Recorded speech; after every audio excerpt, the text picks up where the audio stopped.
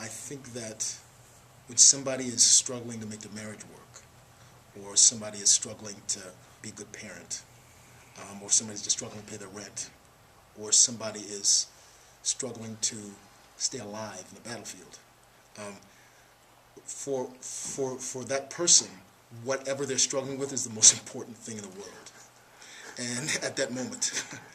And so I just think that when we think about our experience as human beings, we tend to categorize in terms of importance.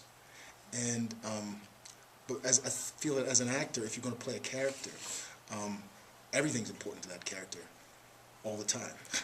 Well, I think that we're in a really special position because we are actors and we're also audience members. So every time we read our script, that is our chance to, unfortunately we don't get a chance to see it all done, completed, but we read it as, people who are waiting to see what's going to happen, and I turn the pages really quickly because the action is so good and I want to know what's going to happen next, and I never do. They don't, say, oh, in this script such and such is going to happen. So that's as close to being a pure audience member as we can get.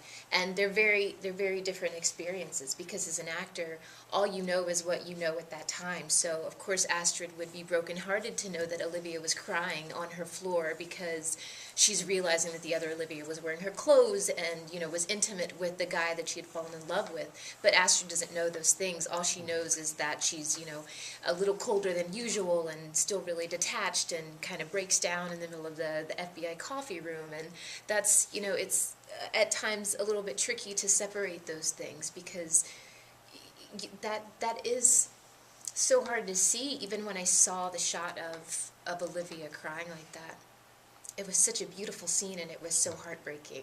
And so I want, as Astrid, the next time that I'm in there, I want to acknowledge that at some point in my head and, say, I know what you've been through, I know it's really tough, but you can't do that because, we're kind of playing three roles in a way as audience member and alternate character and this character.